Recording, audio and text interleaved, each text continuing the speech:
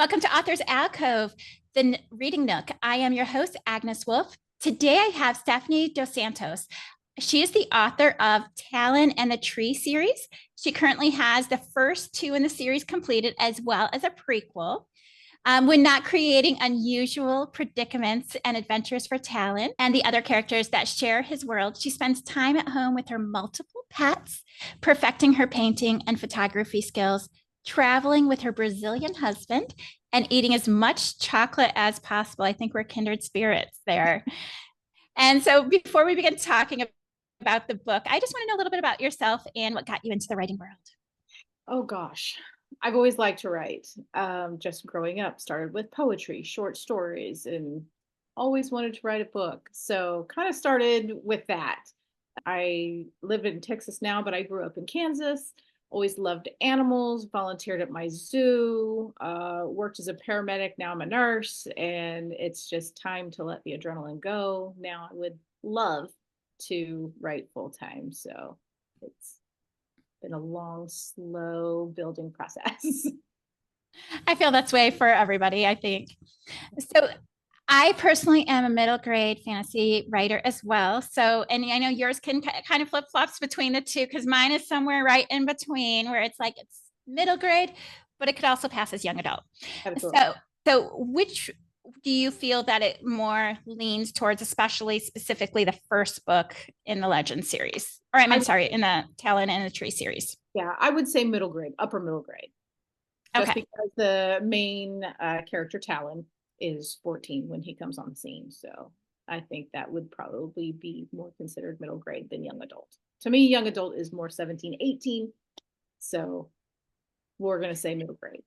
Yeah, mine actually starts with a 14-year-old as well, and by the end of the series, she is 18. So Oh, it's kind of the same way, but I figure Harry Potter kind of did that. Just there was more books than I have.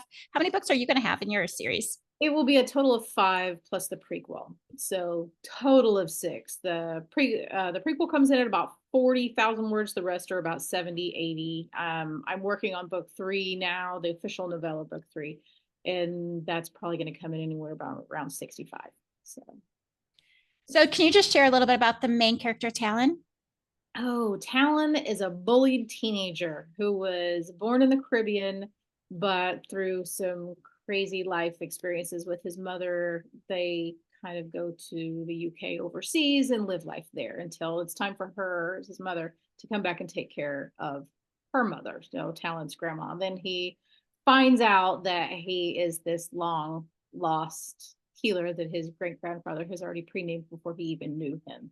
So he is just thrown into a world that he doesn't even believe that is real with all of the folklore and everything. Everyone in the island believes that this is the real thing. This is how it happens. And he's like, no, y'all are nuts. Till he finds out that it's real and he's right in the middle of it. So I absolutely love retellings, especially if I know the story beforehand.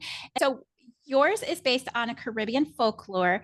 Do you mind sharing what that story is that it's based on?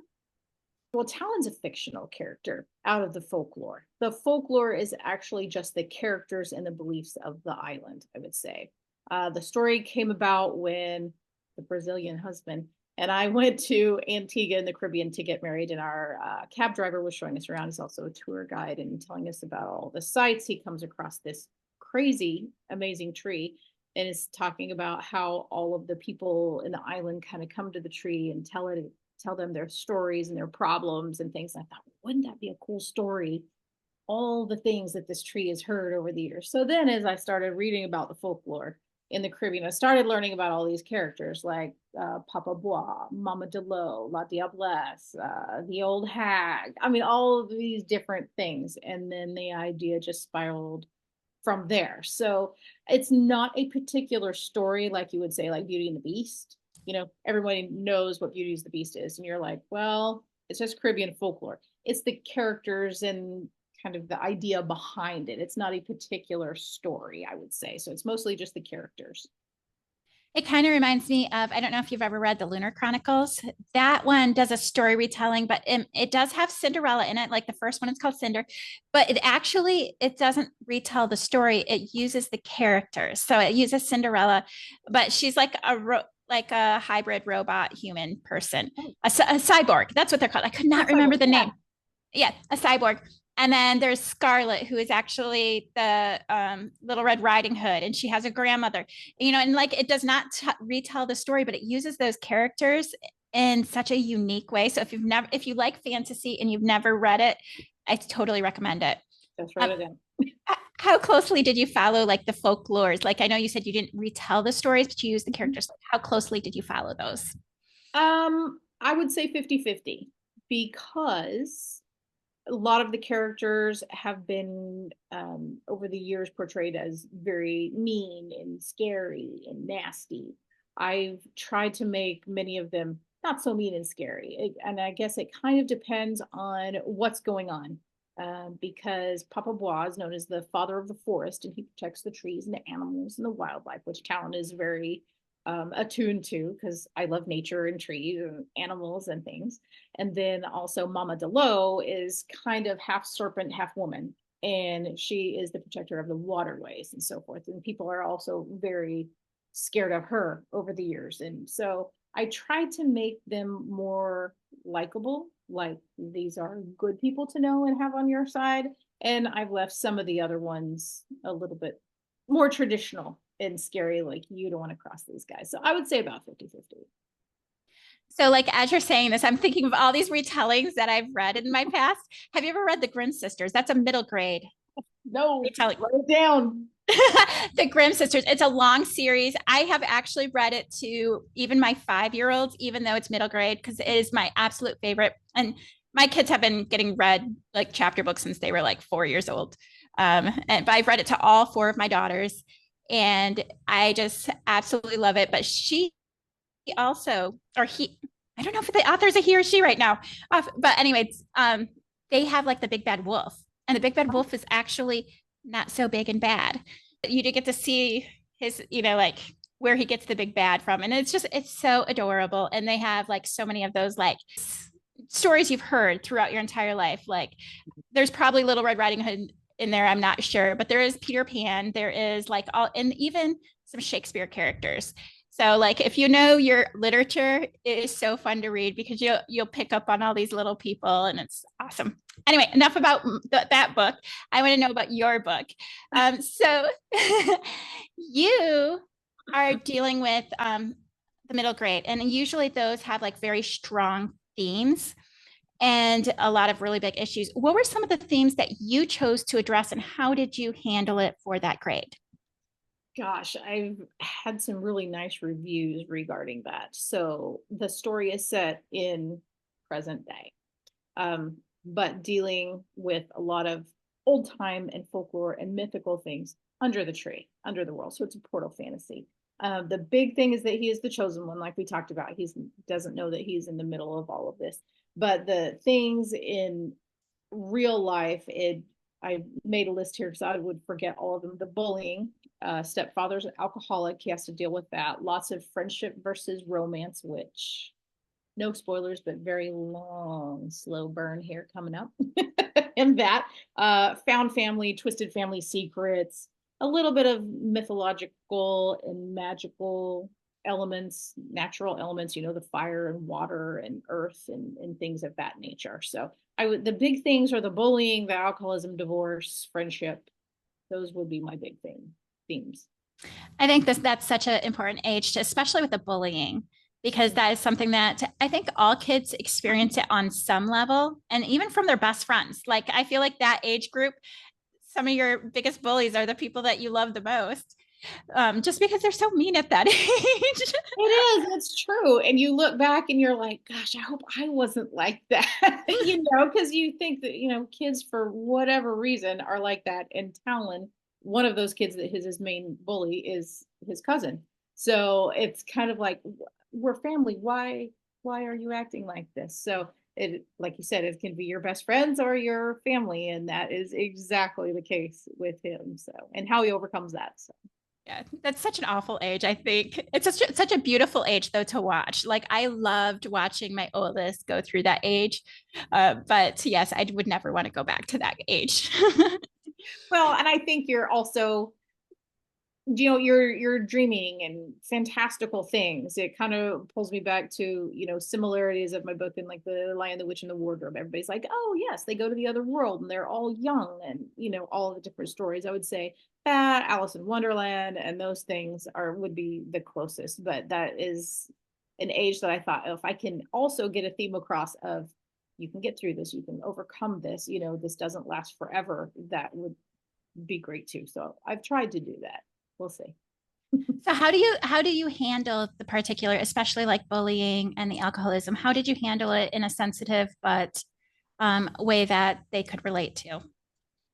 I kept a lot of it, what they would say, like off screen. A lot of it is just as far as like his stepfather, a lot of the clinking of the ice in the glass, him just saying that he knows he drinks a lot of rum. When he goes to the trash can to throw things away, it's full of bottles, empty alcohol bottles. He does think of some creative ways to get rid of that alcohol in the first book. But I think not getting very specific and graphic with it was something I wanted to do. I won't give away any spoilers, but yeah, that's taken care of in book 3. So I'm not give any spoilers because it's a huge thing in the plot. But he does overcome that. So How do you see Talon growing as the series progresses? oh gosh. This was something that a lot of friends at work or whoever that were beta readers for me really made me think about. I think he becomes more confident. He is not quite so shy. They said, don't make him so meek and humble, like, oh, I can't do this all the time. And so over time, he learns from his mentor, blah, blah, blah, that, he can overcome these things and things are hard and you just got to get through it and you have to practice. And sometimes it's on the fly. You're not going to get a chance to try something ahead of time. You have to think quick on your feet and you have to just go through and always do the right thing. So it's a lot of growing up and confidence building in these other people don't matter, the bullies and stuff, they're going to be behind you eventually someday, but I mean, it's hard to tell a teenager that in real life, oh, it's never going to be this way, when you grow up, you won't care, that's pretty tricky to tell them. So trying to bring a little bit of that into the series overall. So I know that you said that he starts at 14, he ends at 18, and there's 5 books in between, or there's 5 books total. So do they each follow a year, or is it different for each book? It will probably end up being about that. The first 2 books, since this is my first series, I probably maybe should have chewed off a prequel. I'm sorry, a trilogy instead of 5 books in the series.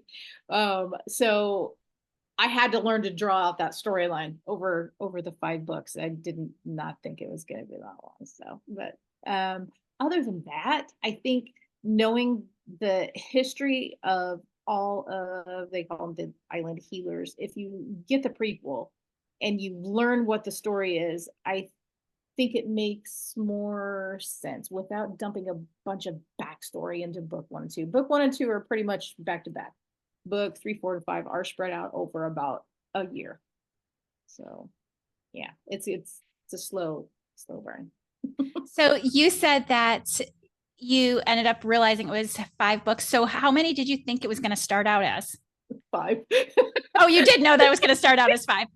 Yes, I think my mistake, as first time, I have some other projects, other books that will never see the light of day, but I think that I really should have stuck with a trilogy. But now it's like I'm vested. I love the characters and the story, and I need to finish. But going forward, I have more ideas for things, and there'll be duology or trilogies from here. But just because I don't write really fast, and it takes me a little bit longer just because I still work full time, things that life, family, things like that.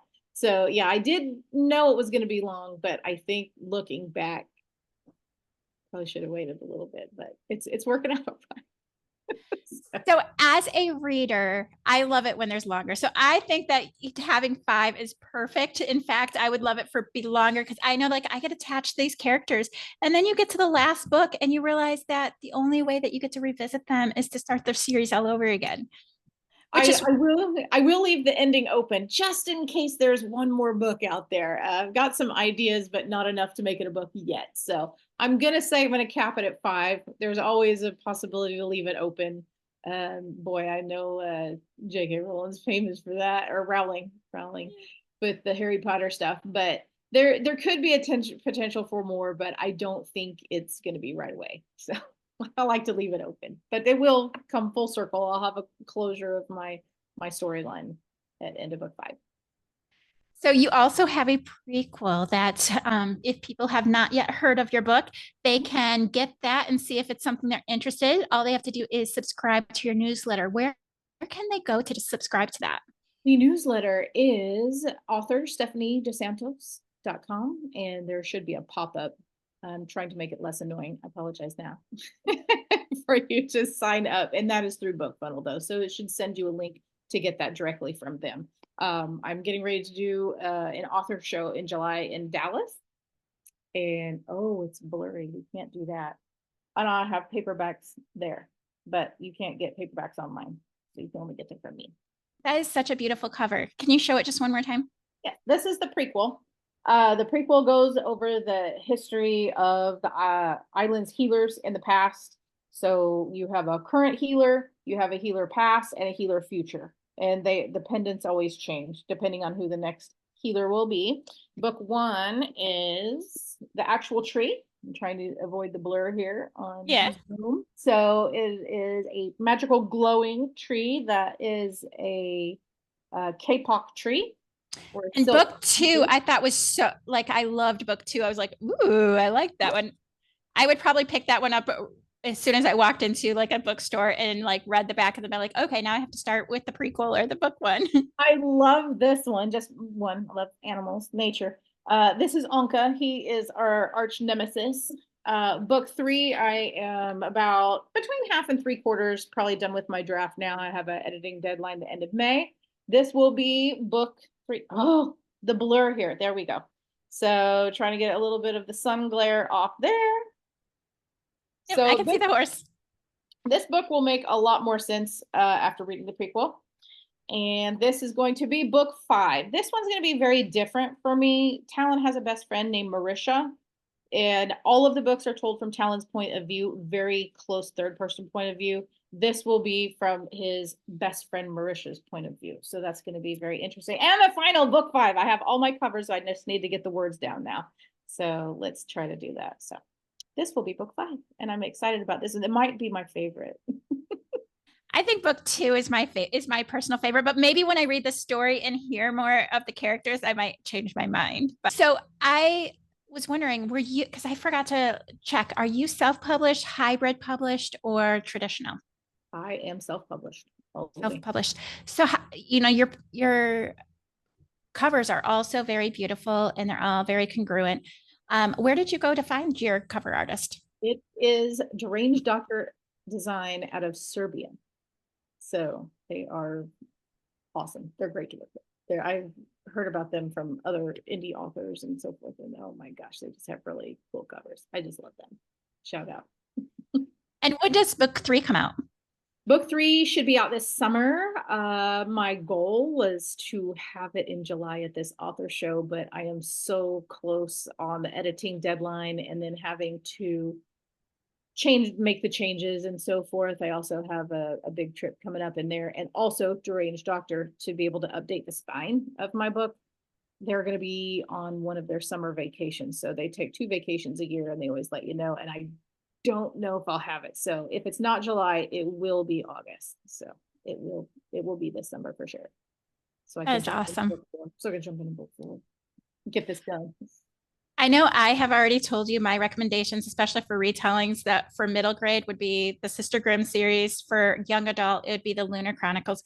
What would you recommend for someone like myself who loves fantasy, middle grade or young adult, or one of each? My gosh, I was not expecting that question. I started asking that, and it's funny because like asking a writer that question is like nearly impossible, because I have people who won't even answer. Like they just go on and talk about what book types they like, but they're not willing to like pick just one. I think it's funny. Okay. I'm going to pick two. One I've not even read. I would say for young adult, oh, I should have brought the book down. A Vow So Bold and Deadly. Is that the one that is the Beauty and the Beast? Guys, help me out. Blue Cover trilogy. But I it's a don't Beauty and know. the Beast retelling by Bridget Kimmerer. And The Vow So Bold and Deadly, it might be book one, it might be book two. But that is a great YA series that I'm hooked. I love that one, Beauty and the Beast. I would say middle grade that I haven't read yet would be Percy Jackson. I You hear haven't read it? no, and I hear a lot of people tell me, "Oh my gosh, your book is just like Percy Jackson. It's set in the Caribbean. He's related to the folklore and all these things." And I'm like, I've never read it. I have it upstairs, but I've never read it. So I'm so excited to finish my book 3 so I can take a minute to read it and find out. But I take that back. I read the first chapter, but that's it. I think otherwise the others that I did read would be Gregor the Underlander. I do like that one. I did read it. So I those would be my favorites. I think you will absolutely love the Percy Jackson series. I have read all of them and I want to read some of the other ones because he has like offshoots a little bit, like different characters, but I think it's the same world. But yeah, it's definitely worth your read. Oh, So good. Yeah, it's funny because when you're on TikTok and Instagram and stuff, you see all of everyone's books that they're showing off, and all of the ones that are Percy Jackson and the Lightning Thief, they're all beat up. They've all been read multiple times. And the copy that I got from a friend is the exact same way. Mine are all pristine because I keep them nice and things for pictures and Instagram. But yeah, that one's all beat up. So I'm excited to add a little bit more wear to that one. my oldest daughter actually read it and I couldn't get her, like she loves books. So I don't know why I had trouble getting her to read. But she absolutely loved that series and she actually finished that particular series. And like she was a hard one. As soon as she'd start a series, she would finish it like within a few weeks. But getting her to start a series was very hard. But that was one that she did finish. So Yeah. anyway, thank you so much for being part of my podcast. I do want to ask you one more question. Okay. And that is, what is one thing that you have learned through the writing process since you have started your first book? I would say you're better than you think. You're always double guessing yourself. Is it good enough? You get it published, you see your errors and your typos, and you go back and fix a few, you re-upload. But if you keep looking at it, you're going to be doing that forever. So sometimes it's just it's good enough. The reader will get it. They will understand. If the story is good enough, they'll stick with it. So you're better than you think. I like that. I like that a lot. Well, thank you so much, Stephanie, for being a part of my show. I do truly appreciate it. I also want to thank my listeners. If you have been listening for a while, please rate my podcast. This allows not only my podcast to get before more listeners, but also my author's books to get before more readers. If you enjoyed this episode, you might also enjoy my interview with writer AE Faulkner. She is the author of The Darkness Falls. Again, I had the privilege of talking with Stephanie. She wrote the book, Talin and the Tree. You can also find her website at author stephaniedossantos.com. The spelling's in the show notes. Thank you again, Stephanie. I really appreciate it. Hey, had a blast. Thank you for joining us on this magical journey through Author's Alcove, the Reading Nook. If you enjoyed today's episode, please subscribe, rate, and leave a review. And remember, this episode is brought to you by Noadays.com, a company that offers many courses from how to become a freelance writer to proofreading and editing. I have personally taken some of these courses, and I am very happy with what I learned. If you'd like to support me on Patreon, you can find the affiliate link in the show notes. I would love for you to join me on my other 2 podcasts as well, Author's Alcove, The Writing Corner, where we talk about everything writing, publishing, and marketing, as well as Author's Alcove, The Healing Corner, where authors share their books on healing and recovery. Until next time, keep reading, keep dreaming, and we'll see you in the next chapter.